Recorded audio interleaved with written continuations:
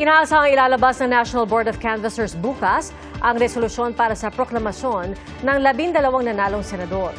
Inilabas ng NBOC ang official canvass report ngayong gabi. Saksi si Jamie Santos.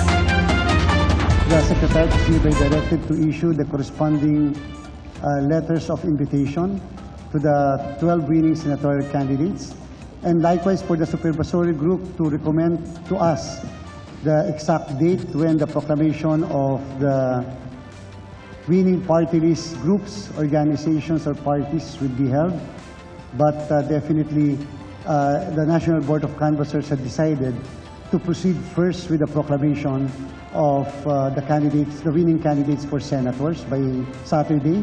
Inatasan na ni COMELEC Chairman George Garcia ang Supervisory Committee na maglabas ng resolusyon para sa proklamasyon ng 12 nanalong senador sa Sabado.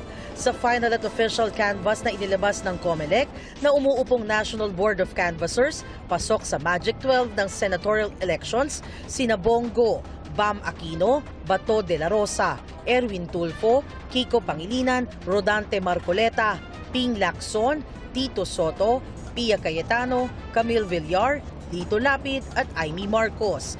Inilabas ng NBOC ang official report sa sesyon ngayong gabi.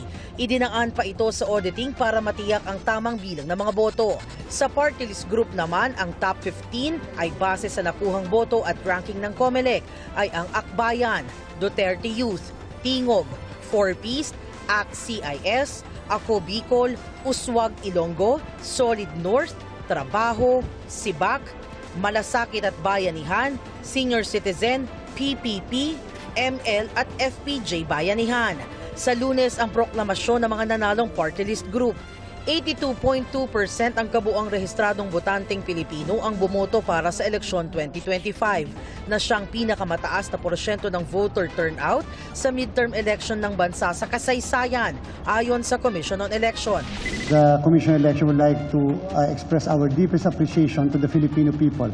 This is the first time, again, in our history that we registered an 82.2% voters turnout, the highest in a midterm elections. Para sa GMA Integrated News, ako si Jamie Santos, ang inyong saksi. Mga kapuso, maging una sa saksi. Mag-subscribe sa GMA Integrated News sa YouTube para sa iba't ibang balita.